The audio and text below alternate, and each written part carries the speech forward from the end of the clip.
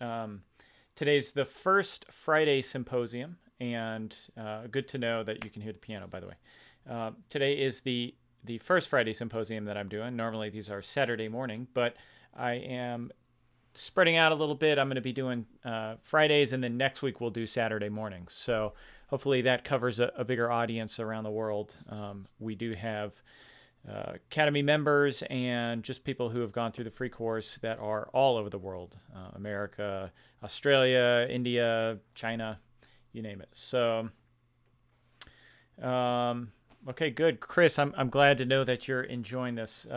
Please go ahead and submit your questions. And I'm just going to go ahead and say at the beginning that next week I am going to be doing a live meetup out here in LA to listen to Mahler's Symphony Number 6, which is going to be at USC. It's free at USC.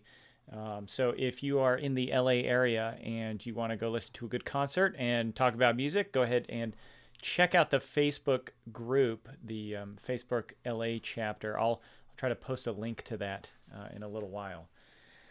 So, in fact, I'll just go ahead and find the link right now, so I'll just post it right now.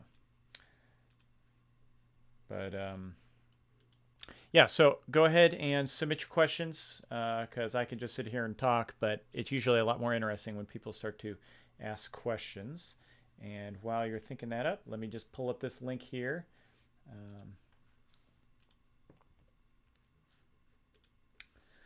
Okay.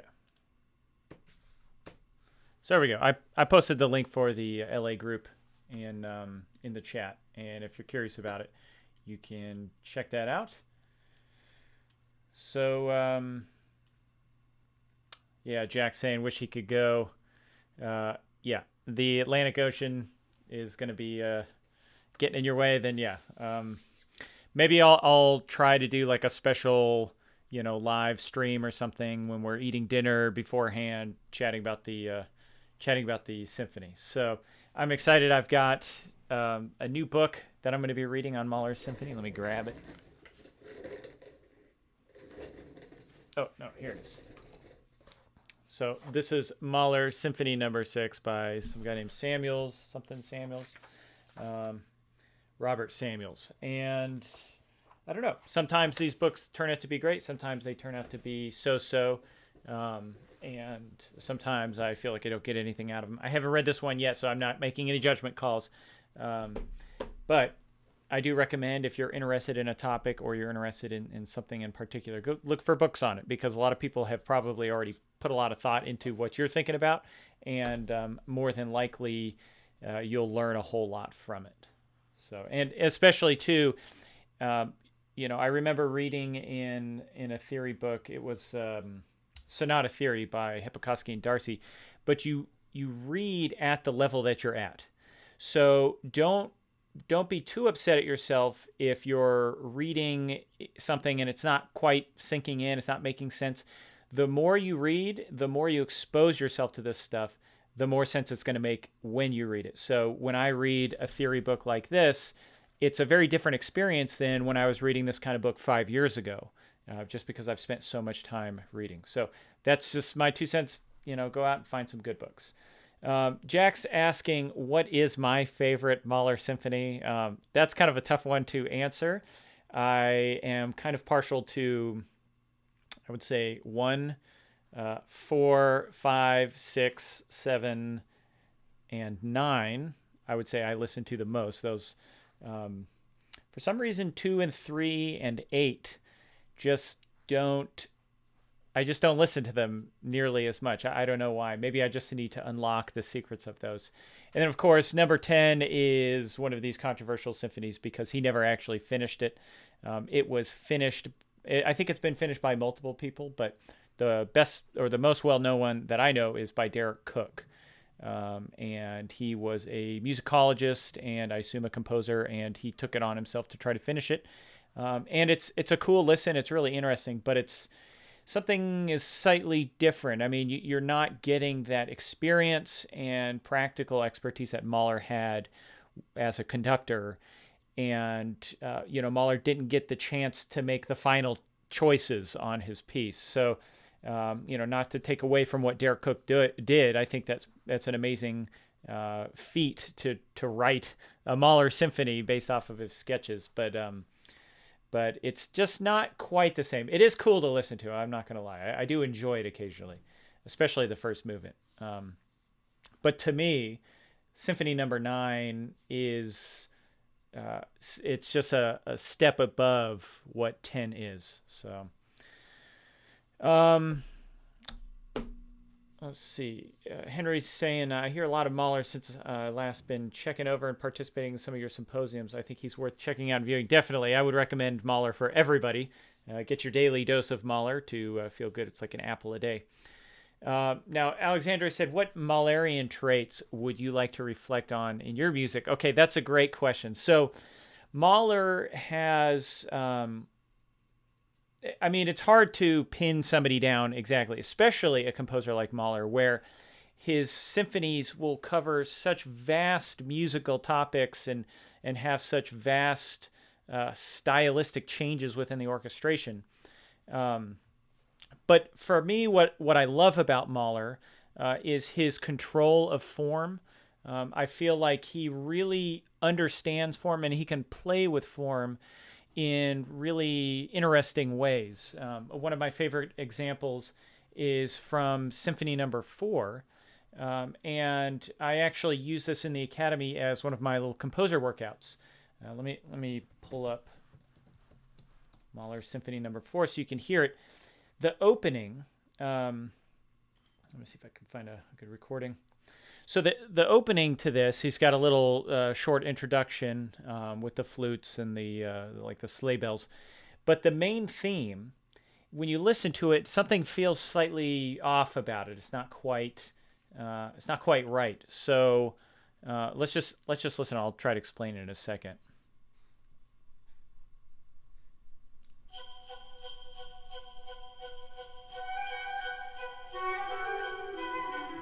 Okay, so that's the introduction. Hopefully you can hear this. Here's the theme.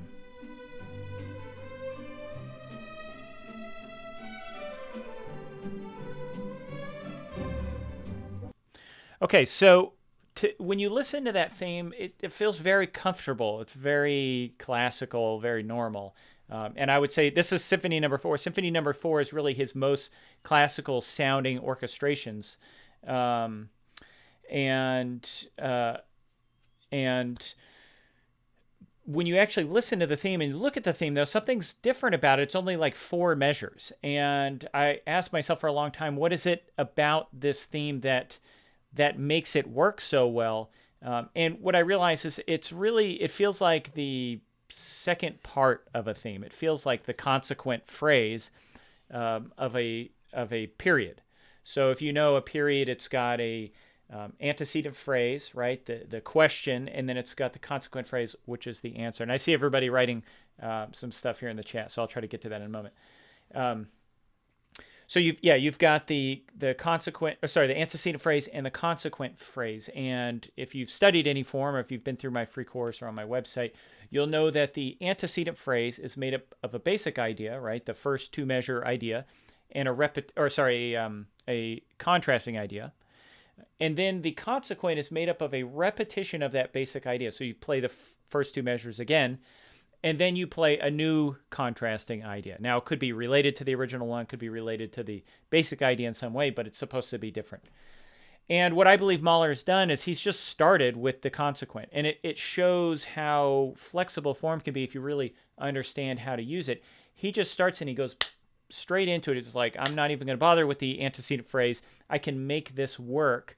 And I think he makes it work really through the orchestration and through just nuances, having the violins kind of slowly fade in after this introduction, and then everything kind of building up all the way to the last moment. It just, to me, it's just a really interesting way of looking at form. He does a lot of other interesting things in this first movement as well with the form, with his recapitulation and how that is structured. It feels normal once again, but then when you listen to it and the orchestration is really odd, it gets really quiet in weird spaces. It's just he takes the form to another level, and I think he really was one of the peaks of formal thought for composers. Now, there's a lot of other things about Mahler. Obviously, great at writing melodies, interesting harmony all over the place, especially as you get into the later symphonies, like Symphony. Really, I would say from 5 on. Excuse me, I'm going to sneeze. But there is a study that I read, and I almost grabbed the book this yesterday when I was at UCLA Library. But there was a study of Mahler and closure within his pieces, and how he uses something called secondary parameters in his orchestration to make it feel like there's closure, even though he's not using the traditional techniques of closure. Maybe, for instance, he may not use a traditional cadence. He could just have some other set of chords that wouldn't otherwise give you closure, but he'll do things like wrapping up his orchestration, down into one single line, or having big decrescendos, or it's been a while since I read the book, so I can't remember all the different details. But as you go through, look at how, in particular, Mahler creates closure, and I view closure as really a part of form more so than a part of harmony. Closure is really about closing out this feeling of time and temporality. So I think, there's a lot to learn from Mahler. Obviously, orchestration, he's hard to beat. He spent almost his entire life just about being a conductor. I mean, once he got out of the Vienna Conservatory, he putzed around a little bit until he found a job. I can't remember the name of the little town, but it was this little theater, and he just started from scratch in a little theater, being a conductor. But that kind of daily access to players, and just understanding, all the pieces that he had to conduct nightly. So it's not like today, where you'll see a conductor and then you'll see him come back maybe 3 months later with another piece or something. Every night Mahler would do something, and it would usually be something different. And it just this crazy schedule to even imagine. But through that, he just picked up so much knowledge, I think, so much knowledge about how instruments work, and how players work and players think, and how everything works together. So if you can get yourself in front of or in a real orchestra, or whatever group you want to play for, you're going to learn a whole lot, and you're going to get a lot of practical experience that otherwise you don't get. You don't get from recordings. You don't get from reading scores. There's just something special about being right there with the players. So let me go ahead back up here. I see Chris is saying you're an experienced bassist for 25 years, but just got into composing. You seem to be comfortable composing strings, but when it comes to brass and woodwinds, you're a little lost for some reason.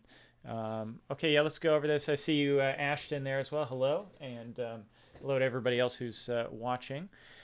So in terms of writing for brass and woodwinds, ultimately, the most important thing is you got to remember they have to breathe.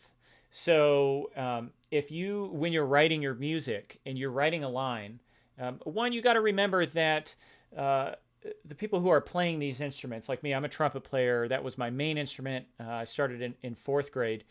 But I think linearly when I play the trumpet, right? I think about the line, and I think really carefully about breath. So how long I have to play a certain note. If I have to take a really large breath, a shallow breath. You think about it, if you've got to play like a long, quiet note for a long time, it can actually be quite exhausting for your lungs, because you can't just blow out all that air. You can't like this. You have to restrain yourself in a sense. So you have to, and it can be very tiring to do that over a long period of time. So those are the kind of things that you have to really be thinking about. You have to be thinking about voice leading, and yes, it's voice leading within the whole scheme of the orchestra. But when you really get into the parts, I mean, you want things to make sense. If somebody's playing a 4th on a chord, the person's on this note, you want to give them that note right there, assuming that's where you're going. You don't want to give that person You don't want to give them something that doesn't feel right, even though it may work with the next chord. So think linearly, think breath, think exhaustion for embouchures in particular can be much tougher. So if you have the trumpets playing nonstop, quarter notes, even if it's in a comfortable range, like say C or D or E, kind of near the top of the staff, you do that for long enough, and the person's lips are just gonna give out. I mean, assuming that they're your average player. If you're composing for professionals, you can expect more, obviously. But for somebody like me, I just try to think about how would I write this so that an amateur could pull this off very convincingly, very comfortably. Because if you write it that way, a professional is going to knock it out of the park. So those are the quick tips for it. Obviously, knowing the comfortable ranges for the instrument, so that you're generally within that power range. And the range where they have the most control. So, for instance, for a trumpet, I mean, you're talking C below the staff, so C4, up to about E5. So kind of right there, I would say is really a really great, comfortable power range. As you start to go above this, you get those bright trumpet kinds of chords, bright trumpet sounds. Those are really great kind of things, but they're piercing, they stick out, and below that, it can get a little bit futzy, with the trumpet, especially if the player's not that great in that low range. So I don't know if futzy is a word, but that's always what kind of occurs in my mind, is this kind of sound. So yeah, I hope those are good tips for you. Let's see what other questions we have. Let's see. I've just finished writing my first full 30-minute classical style symphony, and I'm going into the copyist stage. Any tips? Wow. So, well, that's congratulations, Ashton. That is quite a feat. 30 minutes of music is a lot of music. For me, there's a couple of things that have always helped me with proofing my music, proofing my parts. As much as it sucks having to print this all out and printing it on paper, but printing it out on actual paper and getting away from the screen, you will, as soon as you print it out, I swear this is what happens. You're like, everything looks good. You print out your part, and like note number 2 that you read is wrong. Something's up, and you've spotted a mistake immediately. So there's something special about printing it out on paper and walking away from your screen. And you don't necessarily have to print out the whole score. It may be a good time to print out the parts specifically and go through each individual part, and make sure that they all look and feel like they're professionally engraved. So, reading scores, reading parts, the more experience you have with all these things, obviously more things will pop out at you while you're reading through it, and you look and say, that doesn't look right, or this doesn't look right. For one thing also to keep in mind is sometimes transposition can cause some issues. So you may say, write for trumpet, and I'm sorry I use trumpet all the time. It's just my go-to first thinking instrument. But the trumpet, when you transpose it, is going to go up a step because the trumpet's a B flat instrument. So when a trumpet player plays a C, it sounds like a B flat in concert pitch. But what this can cause are problems with transposition depending on your software. Sibelius, you may have set an accidental, right? Like a sharp or something. And when you transpose it, it may keep it as a sharp, but it may actually be better as a flat. And you have to remember that ultimately the theory should be secondary for you when you're making the parts. And by that I mean, if, for instance, let's say that you have somebody who's playing C down to B flat, or sorry, let's say you're playing a C chord, right? And maybe I'll pull up Sibelius here. So let me go ahead. Let's say that you have a C chord, and it goes to an F sharp chord like this. And then let's say maybe that it goes to an F chord. Oh, I didn't write that.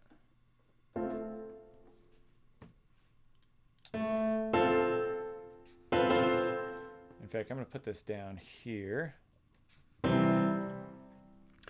if you have those kind of things, your part, maybe somebody's playing C, A sharp, A. They're playing this line, and the line makes sense, but notationally, it's ugly. It looks really awkward. You've got an A sharp going to an A natural. Now, an average player is going to be able to figure that out, but we don't want somebody to have to figure something out. What we want is for somebody, sorry, I'm losing the screen there. What we want really is for somebody to be able to read this without having to think too much. You want it to be automatic. So in this kind of situation, if I'm writing this part out, I am going to probably give them C, B flat, A. Now, theoretically, the B flat is wrong here. When you're writing your score, you want to keep your thinking clear, right? But when you're writing your parts, you want to keep that person's thinking clear.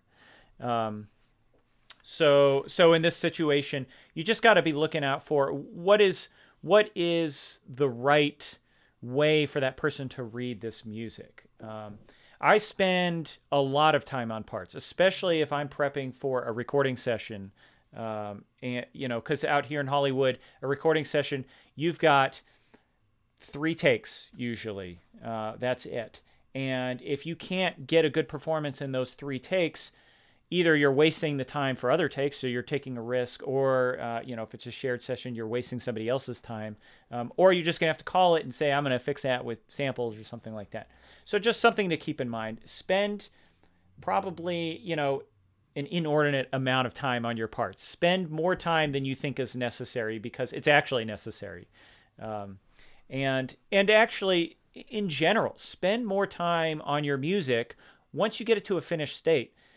Don't be afraid to spend time. I was just reading earlier about Mahler's Symphony No. 1. And if you think about his Symphony No. 1, it started as a song set, Lieder eins Verrindengesellen. I don't know how to say it in German. But it started as a series of songs that he then integrated a lot of those into his Symphony No. 1. The period from when he wrote those songs to when he finally finished Symphony No. 1, that was almost 10 years. So now in between, I don't know all the different versions he went through and all the little things he tweaked and everything. He burned a lot of his sketches, a lot of his juvenilia work. Some of the sketches do survive for the later score or later symphonies. But for the most part, I think especially Ashton, I know you're really kind of pursuing film scoring in particular, and there can be a tendency when you're doing film scoring to really pump out a lot of music, pump it quickly, and then be done with it, move on from it. And while that's necessary for film scoring, for a symphony, for a classical work, take the time, spend the time, and do it right. And I think it's going to really pay off. I know that for me, the only thing that can really improve my chances of actually writing good music is time and effort in the little corrections of the piece that I've already finished. I've been working on a cue for string quartet today, and the music itself has been written for a couple weeks now. Actually, I've had parts of the themes, parts of kind of the different sections of the cue written out. I originally, when I wrote this, I wrote it for string orchestra, and I had some other orchestral instruments in there. And on discussing with the director, we decided we want to pull it back, make it much more intimate. So I said, well, I think string quartet's going to work. And I've been spending a lot of time on the individual parts within the texture, but really making each part shine, getting away from just chord to chord to chord, and thinking about what's the line here. What is this message trying to say? So Ashley, let's see. I'm not sure who's discussing what here. Let's see. Let's see. Aside. Okay, Chris is saying everybody check out Ashton. Yeah, definitely check out Ashton's work. Ashton, feel free to post a link to the chat, or in the chat. Let's see. What do I think music is about? I'm not sure if that question is for me or for the whole group. It's kind of a broad question. I think music, it's one of these things that it it short circuits emotions in ways that it's hard to describe how it does that. There's just something special about music that, to me, is just categorically different from art, from painting, even from film. The music in the film obviously is the music is serving a film, right? But music on its own often in films can stand by itself. And I found that frequently the inverse is not the case. The film doesn't often stand on its own without music. And I think story can be told directly in music. I think with a lot of really great scores, you can turn off the dialogue. And in fact, just try this. Turn on a great film score that you love and close your eyes and you can see the movie. You can understand the story. You don't need to know all the dialogue. You can feel it through the music. In terms of what music's about being human. I mean, plain and simple, which is why I love getting with real instruments, real players, and having them play my music so that I can hear it being performed by other people. There's just something magical about that. And if you ever get the chance, if you ever write something that you're really confident, really happy with, it's not that much these days to find a place. You got the New Media Orchestra online. You've got $99 Orchestra. You've got Budapest. You've got all sorts of places. Not to mention there's colleges, there's high schools, there's professionals out here. If you've got a little bit more money, you can get really amazing recordings. So, okay, no worries, Ashton. If you want to go ahead and send me a link, maybe I can post it or something. I'm sure if you just Google Ashton Glickman, it'll show up. But let's see. Sasuke asks, can I do some blues? Are you saying like...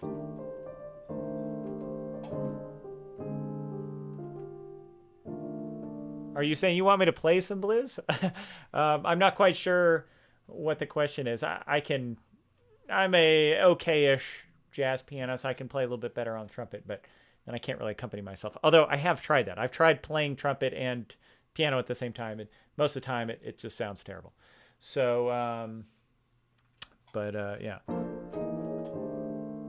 My favorite little...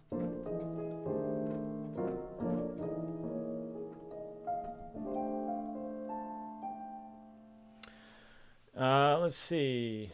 What about horns? I mean, why in the treble clef are they written different than in the bass clef? I mean, fourth and fifth. Okay, so Jersey's asking about horns in particular. I'm not sure.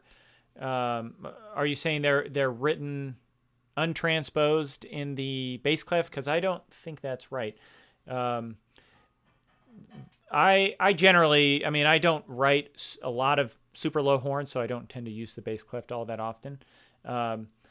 But the way horns are written out in a score, I'm not sure all the lore and history behind it.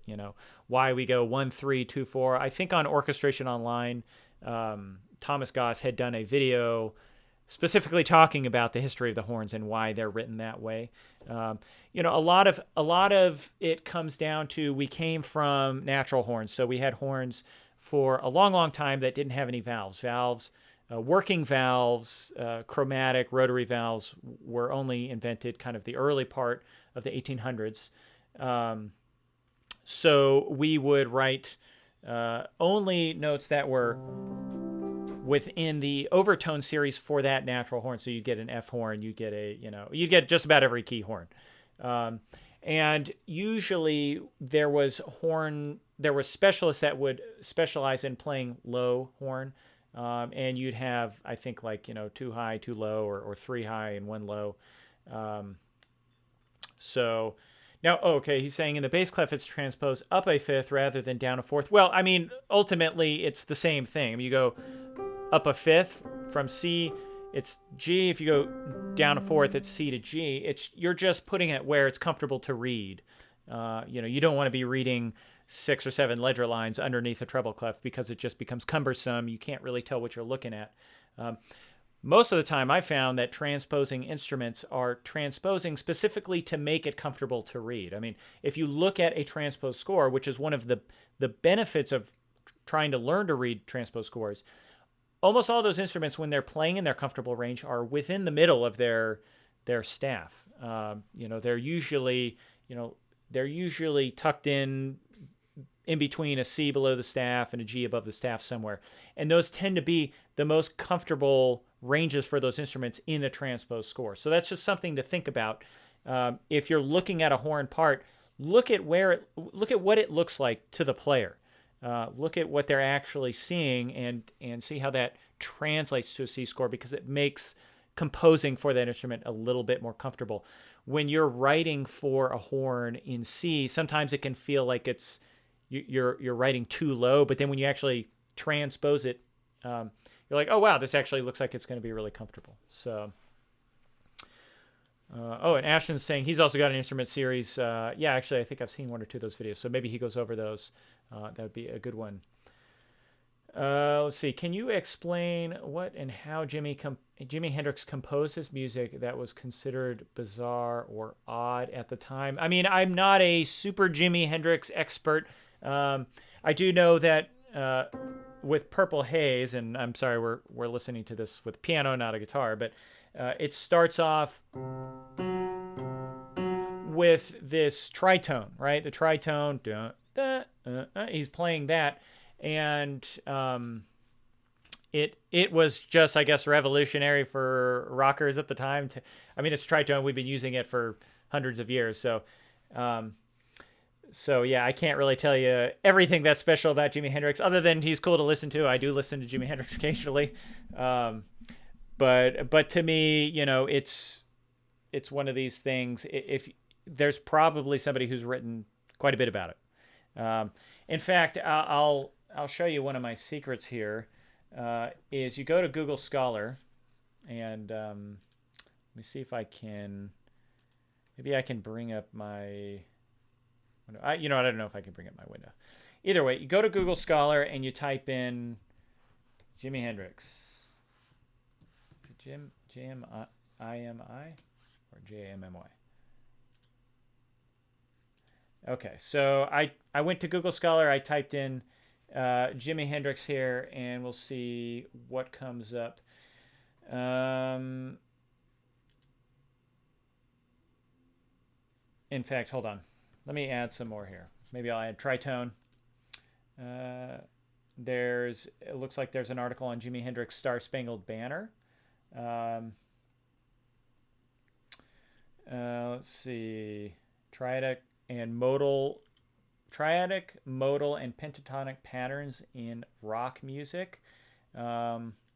This is on, let's see, Music Theory Spectrum. It could be a decent, let's see, the pitch syntax of mainstream rock music comprises a variety of tonal, modal, blues, bass, and chromatic elements.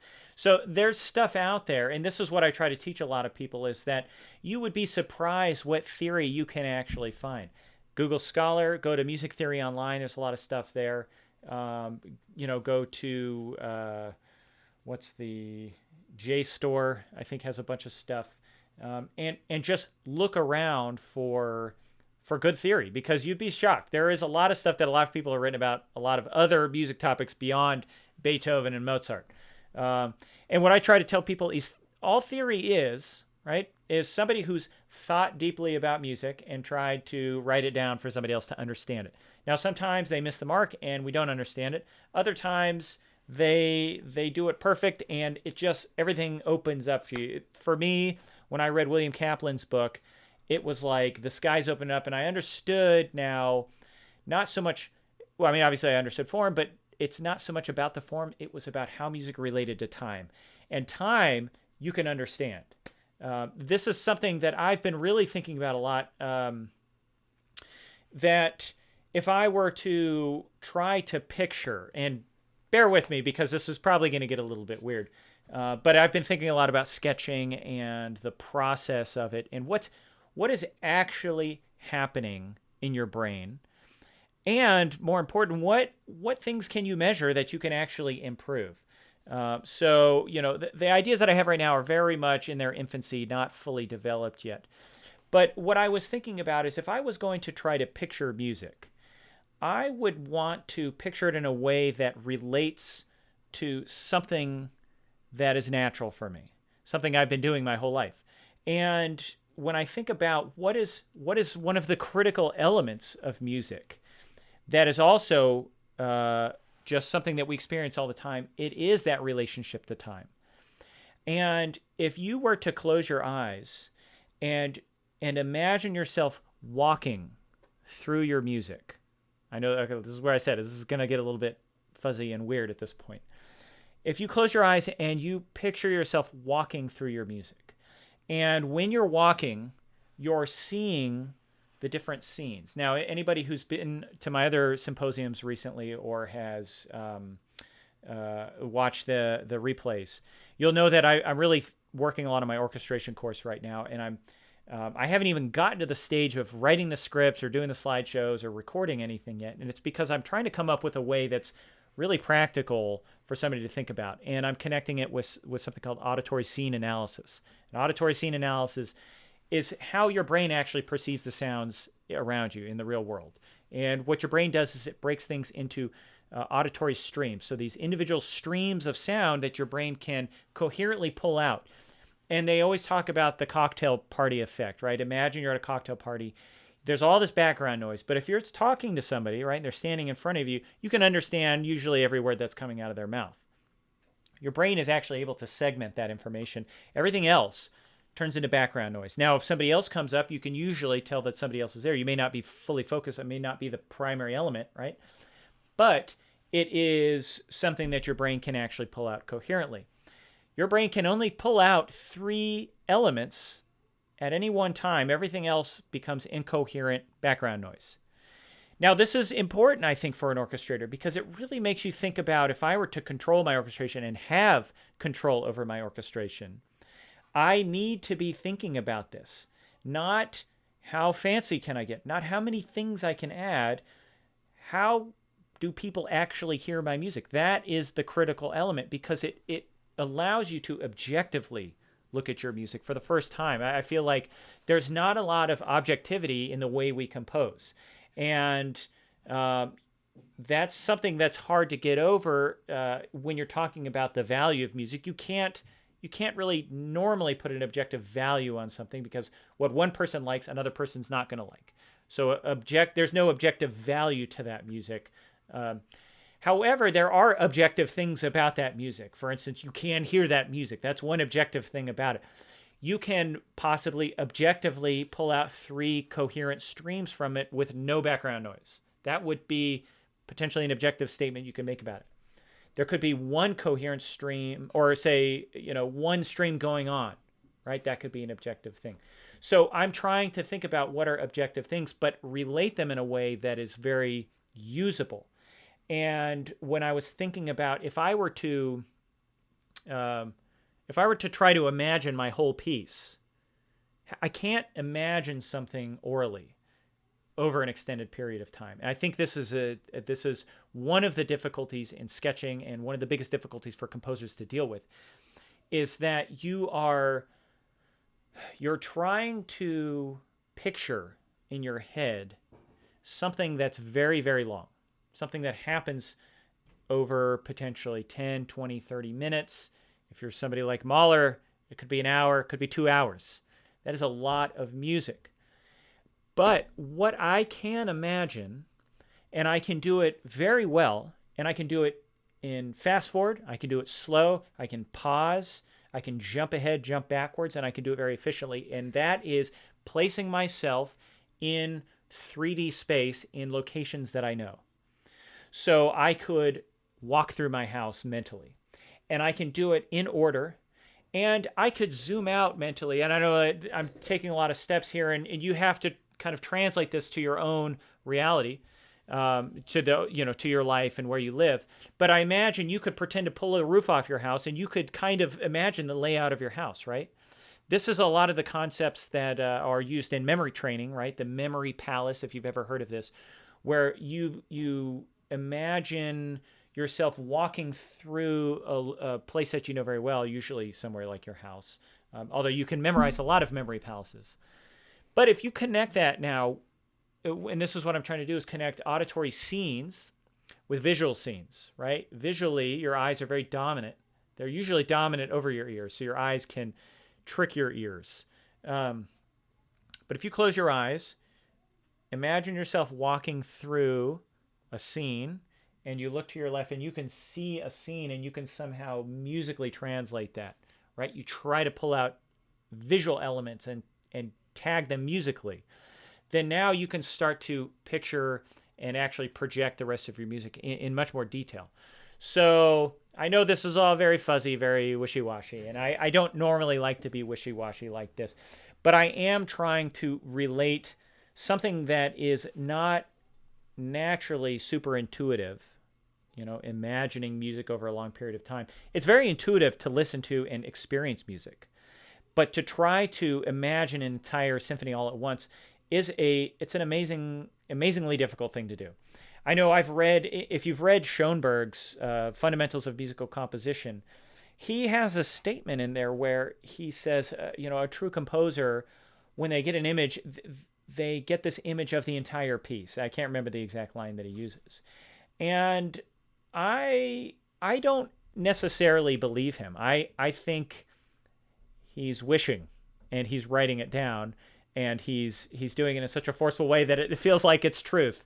However, I would say that more than likely what it is they get visual glimpses of scenes, and they can put that together in their mind.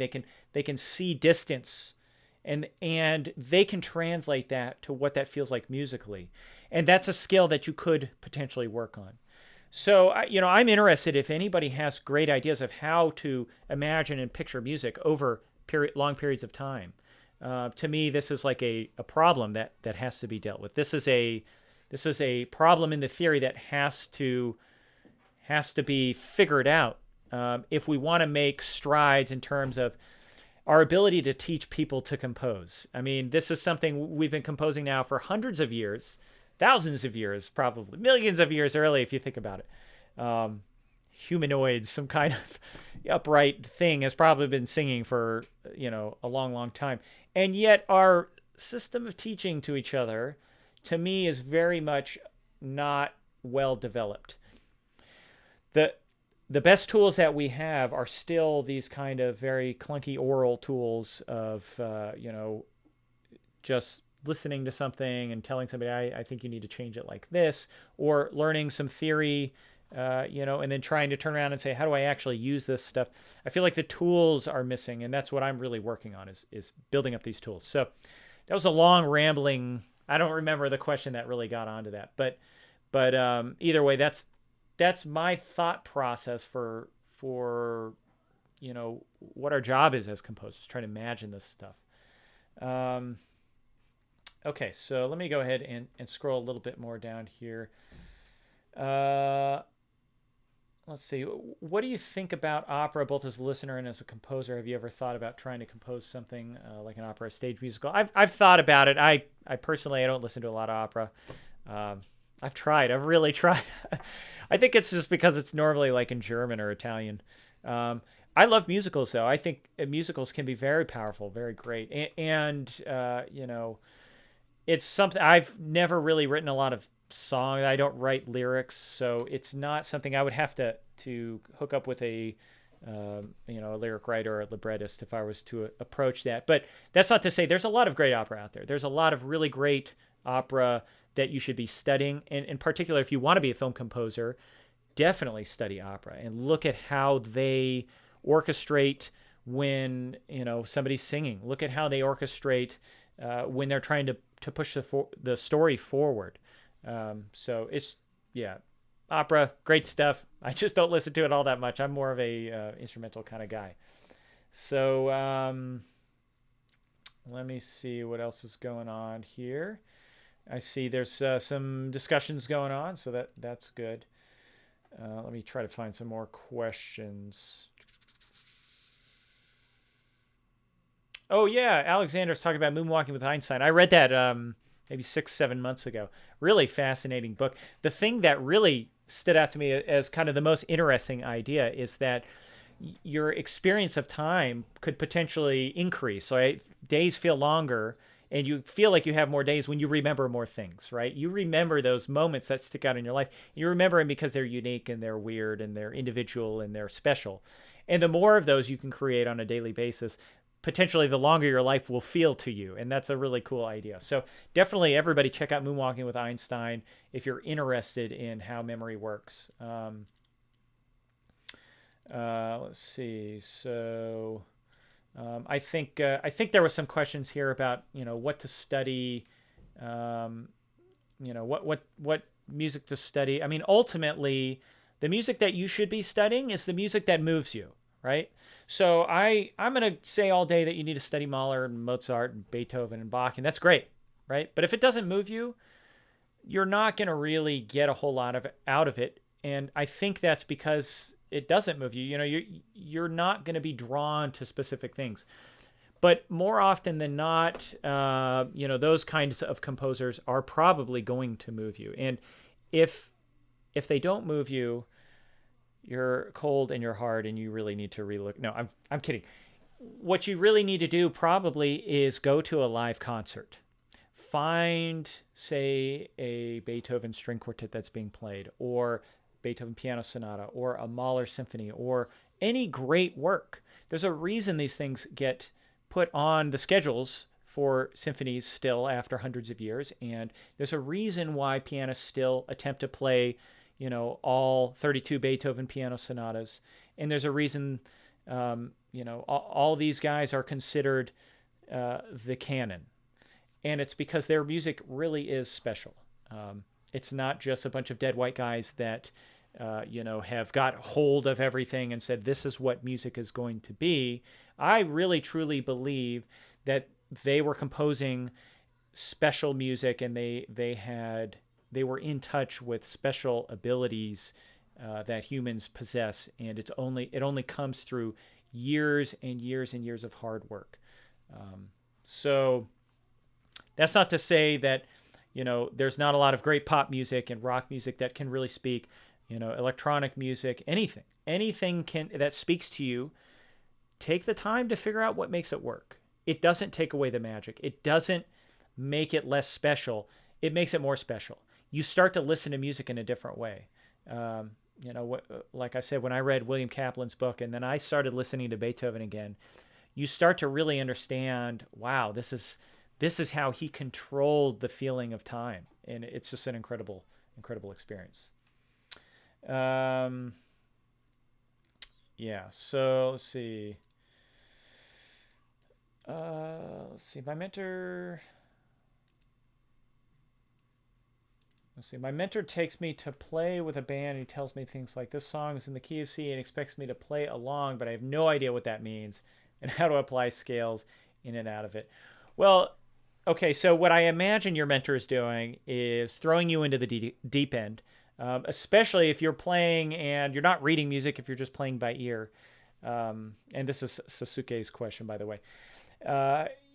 There is a lot of benefit to that. When I was in high school, I played a lot of jazz, and I played with my church, and there was a lot of jazz players at the church too, and we'd all go in and we do jam sessions, and you learn a lot when you're forced to play something, especially uncomfortable keys. Like they throw something in front of you and it's F sharp major, and you're like, I don't know what I'm doing here. And then on top of it, they never had trumpet parts. It was always C lead sheets. So I had to play F sharp major and then like transpose that, and all I would see is the melody of like, how do I play something? But you do that enough and you start to get good at it, and your ears get really good. And there's something really great about working on your ability to audiate and hear and transcribe. So don't get angry at your mentor just yet. But that's not to say then once you get done with that time where you're out there in the deep end and you feel like you're floundering and drowning, when you go home, you should be thinking about, what is it that I actually need to work on? Well, maybe you need to work on your C scale, right? Maybe you need to learn all of your arpeggios, right? You need to be able to play things in the key of C and play comfortably, right? You need to be able to know where you're going with things. If you come in here and people are saying we're playing the key of C, we're playing some blues, and your first note is an F, you're in trouble. And that's the theory side. That's the knowledge side. That's where you got to really work on this stuff. Don't think that it comes magically. Now, for jazzers out there, one of the best ways you can learn is just going to jam sessions and trying to copy what other people play. And then going home, putting on a record, and trying to copy what your favorite player plays. You don't even have to write it out. And probably for something like improvising, it's better almost not to write it out. Practice, learning it, memorizing it on the spot, being able to play it back. When you do that kind of stuff, and I'm not going to lie, I didn't do that enough as a high school jazz player. And it showed. When I went to go improvise, I wasn't as good as some of the other people that were doing that. What can I say? I was in high school. I spent my time doing whatever high school people do, watching TV and hanging out with friends. So let's see. All music has a voice, a language, a story, a passion, and yes, it has its own originality. Yeah, definitely. I think all music can tell a story, and your job as a composer is really being able to control that and be able to understand how to tell those stories. So, okay, a few more questions here. We're getting up to an hour, and I'm starting to get kind of hungry for dinner, so it's almost 6 o'clock. I hope this has been good for everybody being here on a Friday evening for me, California time. A nice change. There's no symposium tomorrow. There's no 9 a.m. symposium, 8:30 a.m. symposium tomorrow. So there will be one next week, and that'll be good because that'll be the day after the Mahler concert, so we can talk about it. It gives us a little bit of time to think about it. Like I said, next week I'll pull out my phone. We're going to ramen noodles. We're going to Orchan Ramen for dinner. I'll probably be there around 5-ish, maybe a little earlier. So I would say that if you are in the LA area, go ahead, meet us downtown LA, Orchan Ramen, around 5-ish to eat some ramen. And then USC is free concert, so definitely head on over there. Let's see. Jessica's asking, I'm going through school. I'm being expected to write for larger and larger groups. I've written chamber vocal pieces, but how do you expand your thinking to large ensembles? Well, Jessica, I think ultimately, it's a great way to start is the smaller ensembles because, it's important to understand how do real players play their instruments and think. But as you get into larger ensembles, you can get yourself into trouble because there's so many more notes that you can have on the page and things get really messy. So I would say one of the best ways to do it is start small still. Just because you're writing for a full orchestra doesn't mean you can't write something simple on piano and then orchestrate that later. The benefit to that is, and if you don't think that's a legitimate way, if you prescribe to the Rimsky-Korsakov line that you have to be composing and orchestrating in the same go, I would say that one, it's not true. There is evidence that even Rimsky-Korsakov's favorite student, Stravinsky, would often write just little ideas. Maybe he would come up with an orchestration at the beginning, but he would change the orchestration a lot, frequently by the end. And you can see his sketches for the Rite of Spring. They are actually published. Good luck trying to find them. I'm still yet to find a real book that hasn't been stolen out of some library. But you can very much write for piano and look at Ravel, because Ravel is the master of this. Look at his suite, the Mother Goose suite. It's a great one. And also you can look at his orchestration of Mussorgsky's Pictures at an Exhibition. Obviously, these are two suites that everybody recommends, along with Holst, that are really critical for orchestrators to be getting into. But at a small scale like that, right? And this is where your how you sketch is important. At a small scale like that, you can get through a lot more music, right? Like if you think about one measure, if you are going to be writing a symphony, right? Or let's say not even a symphony. Let's start smaller than that. Let's say that you're going to write a 5-minute piece, right? That feels like it's a lot of music, but then if you're let's say we're going to approach this with a standard form like sonata form. The reason I recommend sonata form is because it gives you a clear understanding about how music relates to time, right, in a practical way. And you have a lot of other sonata forms, right? A lot of pieces that people have written in sonata form to compare against. You can see, how do they do it the same? How do they do it different? Where do they deviate? What are their first level defaults if you're a sonata theory fan? What are their deformations? What do they make unique to them? But then you pick a tempo, and now you can actually calculate how many measures you need, right? If you're going to be doing, I mean, I'm not really good at this stuff off the top of my head. I'm not a math guy, but if you're going to be doing a 4-minute piece and you've got a tempo of say 110 beats per minute, you can actually sit down, you can count out the bars, and then you can break it down even further, and you can say that I need to write so many themes. Now, it is actually deceptively a small amount of original music that you need to write potentially for a longer piece, right? Because normally you take a theme and you mess around with it in different kinds of ways. So you may have your main theme, which is a very clear, tight-knit statement of that theme, right? And the best example, right? That's from Beethoven Piano Sonata Number 1. That is a very tight and a very clear sentence, the way he writes that. But then he uses that throughout the piece in many different ways. Right? He uses it there in the transition. He uses it actually multiple times as the basic idea, right?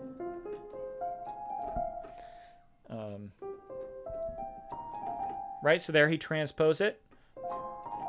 Right? So he does it there. He does it in the transition there, right? Then he also has it.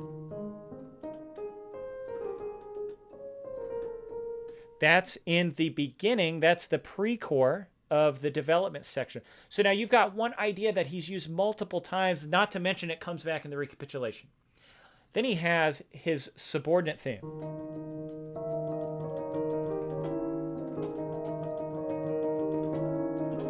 Which sounds kind of familiar.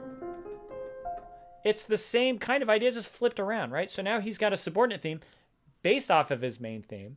He writes a subordinate theme, and then when you get into the development section, he basically takes a subordinate theme, cuts it up, transposes it down, or transposes it up a step, I think, cuts it again, transposes it, shortens it up a step, a little bit more, and he starts to come back down the pyramid, right?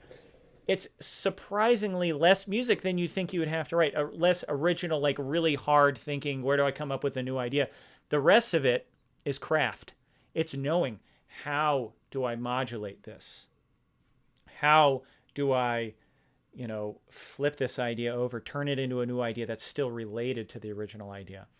How do I take this idea, loosen it up, stretch it out, make an 8-measure idea, last for 29 measures? And actually, in my 201 course, this is I know a lot about this piece because this is what we go over. But in the 201 course, I write up kind of what I feel is a tight-knit version of his subordinate theme, and this is a great way to get through a lot of music. You write a tight-knit theme. Beethoven could take that tight-knit theme and turn it into 29 measures. He takes 8, 9, and magically, it becomes 29 measures. But it's not that magical. It's craft. It's looking at, how can I make this 2-measure idea 3 measures? Or how can I make this, thing repeat itself 3 times without getting boring? Those are the kind of skills I call those loosening techniques. I didn't come up with that term. That was William Kaplan. But loosening techniques, these things like expansion, extension, interpolation, these cool techniques that allow you to write a lot of music. All that being said, and hopefully I didn't lose you, Jessica. But if you can get through the music that way, keeping your orchestration simple at the beginning is the way to go. So, strings are the heart of the orchestra. I'm not going to lie. Not to take away from woodwinds and brass and percussion. I mean, they're great. They are absolutely necessary to write really great orchestral music.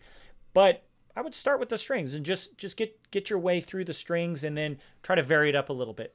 Start with what you know, and venture a little bit into what you don't, and those are your experimentations, but from a core of knowledge of what you're comfortable with. Just because there's a lot more players doesn't mean you have to use them all the time. And you'll look at great orchestration, tends to not use all that much all the time. And once again, getting back to the auditory streams, my desk is a mess here. Let's see if I can find the right page. But as I'm going through Mahler Symphony Number 4, you'll see, and you could do this yourself, if you start to highlight not just individual parts or what's playing, but how they're related, right? So you'll see I've got 2 green lines. It's because that's really one auditory stream. They're playing the same rhythm. Your brain is going to interpret that as one single element. It's going to feed into your brain as one single element. So that's why I get back to how do we actually hear music, and we hear things no more than 3 auditory streams at a time. Everything else becomes background noise. Now that could be necessary. Background noise is a useful thing. It can help cover up other features. If you've got the strings all doing this, right? It's a messy thing. But then if you have one instrument come out of that, it's a totally different effect from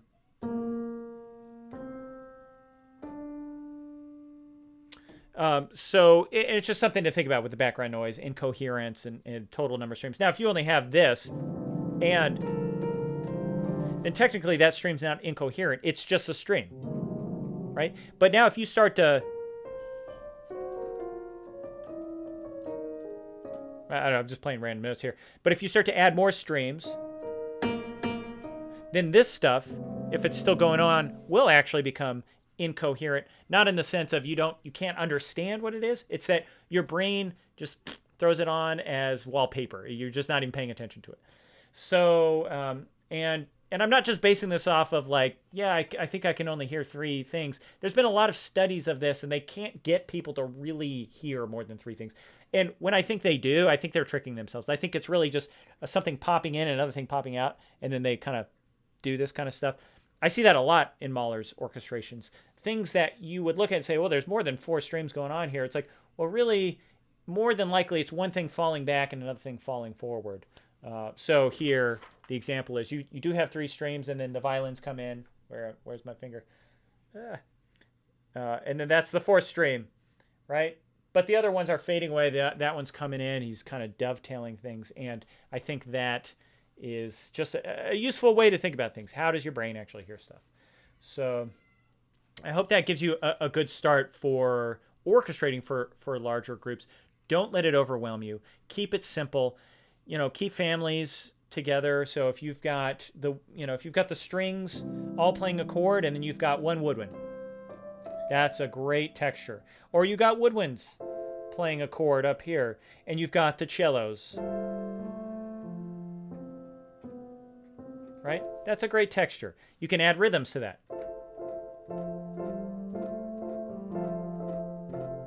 Now I'm playing this obviously on a piano, but it's just one thing. Keep it simple. Keep them in families. Don't let yourself get overwhelmed. This is the best part, though. You get to that point, right? You've gone through your entire piece. You've kept it simple. You can go back and you can get fancy. You can say, oh, look, this part right here is dying for a little bit of movement. It could be,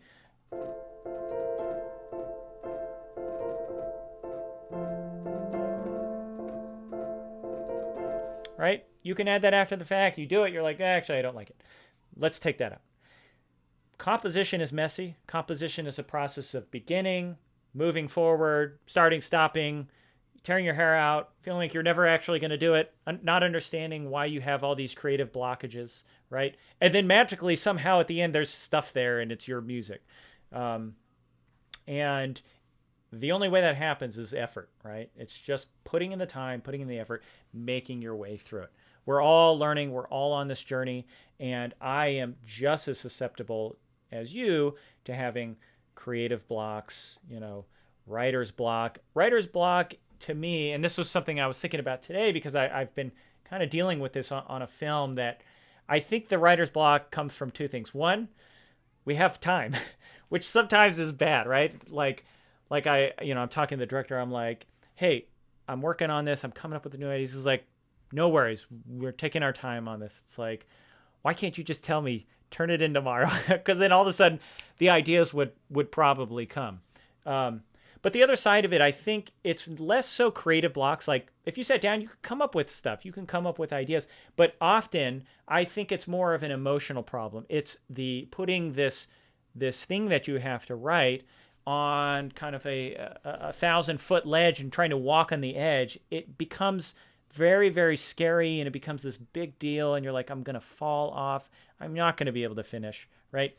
But in reality, if you put that ledge 1 foot above the ground, you'd be like, I can do this. I can run straight. It's not a problem, right? It's scary. It's this mental scariness that comes about from overwhelming yourself, saying that I've got to write something special. I've got to write something important. I've got to write something big.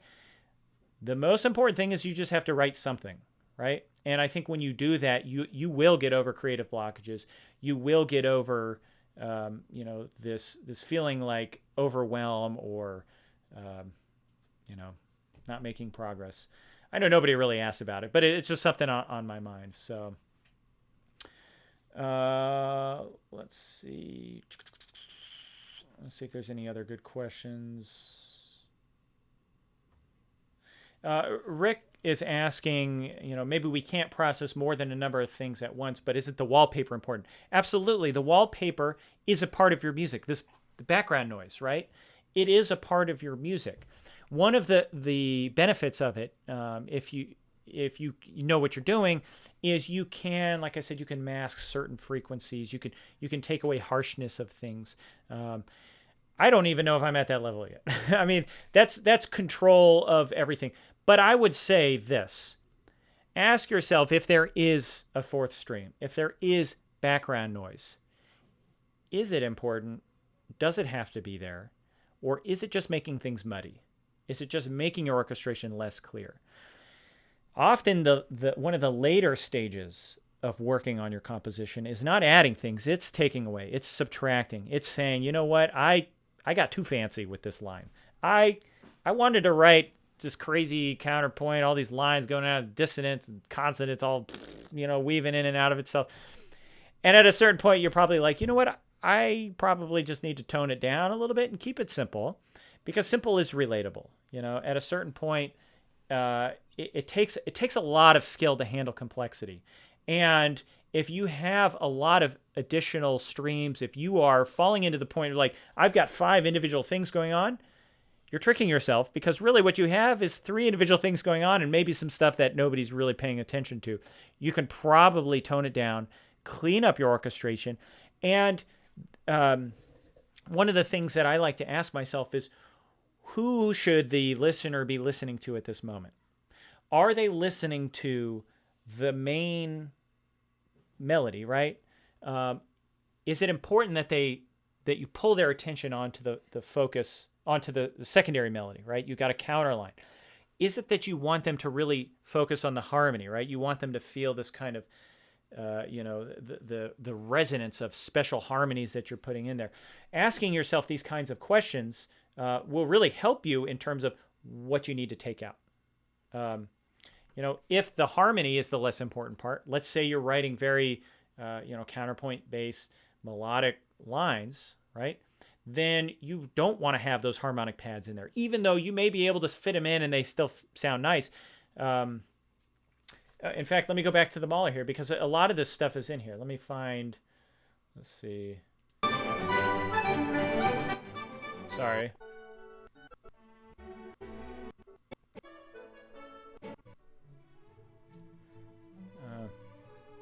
Simple, clean. He's not afraid to, but then he throws in things. Now listen to this. 2 instruments on their own. I think it's oboe and horn, and then he's got some, bassoons that come in there. The point is that you don't have to use everything at your disposal all at once. Like if I'm building something, I don't always pull out my sledgehammer, right? You got to think of that.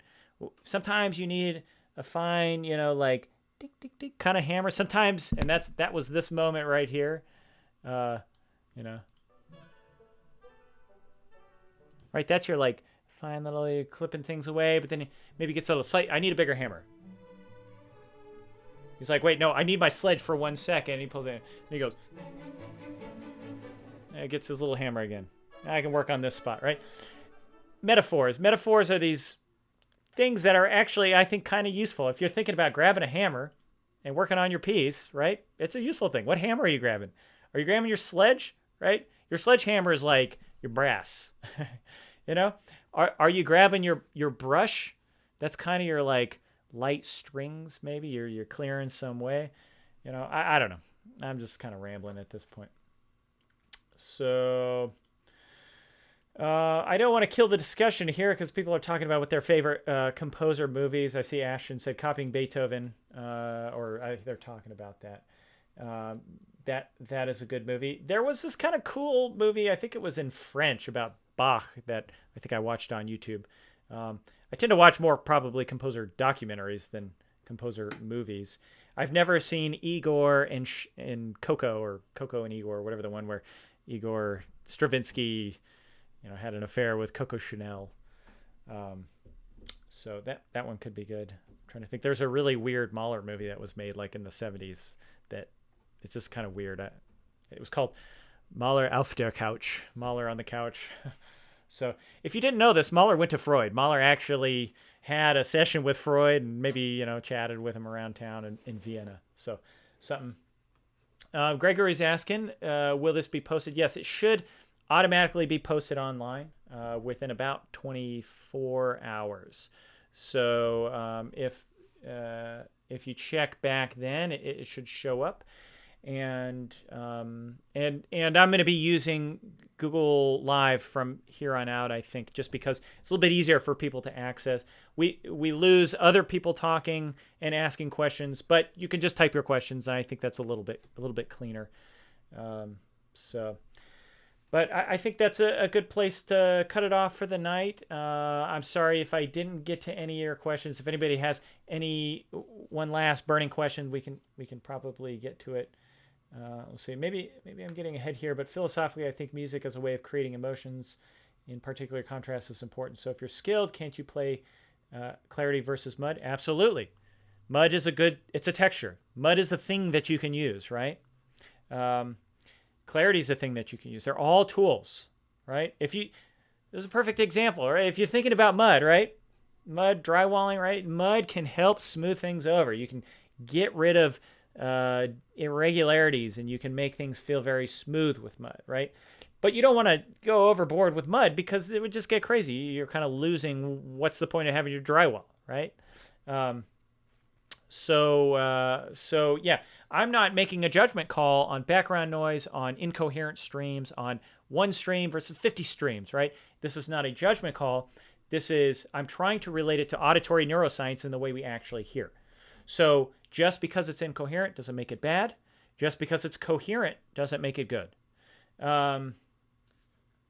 Let's see. John, what are your thoughts on writing duets? I'm a trombone player, and I'm thinking writing duets is really difficult, and it's a great way to get good. Especially you get really good at being able to make clear harmonies with very few parts. I do have a duet that I wrote. Let me see if I can find it. What's it called? I don't even remember what I called it a long time ago. Give me a second. I'll try to find it, and I'll get to Ashton's thing. Favorite movement of all time in any piece. That's a tough one. I'm going to have to say with most listens and probably just the most emotional impact on me over my entire life, it's going to be the fourth movement to Mahler's First Symphony. If you've never listened to it and sat through it all the way through in a dark room, or in particular a live concert, but let's just say we're just going to do this tonight. Sit back, turn off the lights. If you're of a drinking age, grab a glass of wine, right? And just listen to Mahler Symphony No. 1. And listen to it with really good speakers or really good headphones, right? So that you can hear the details and the nuance. One of my favorite recordings is Zubin Mehta. Zubin Mehta. And it's with the something World Orchestra. It's like Australian World Orchestra or something like that. Hold on, let me pull this up. And very close. Australian World Orchestra. And what I really like about this recording in particular is that it is the spacing on it. It feels like you're much closer than a lot of other recordings. A lot of recordings you feel kind of like you're further back. This one, not quite like you're in the conductor's position, but that's what I love. I love close recordings. I love it when you really hear the resonance.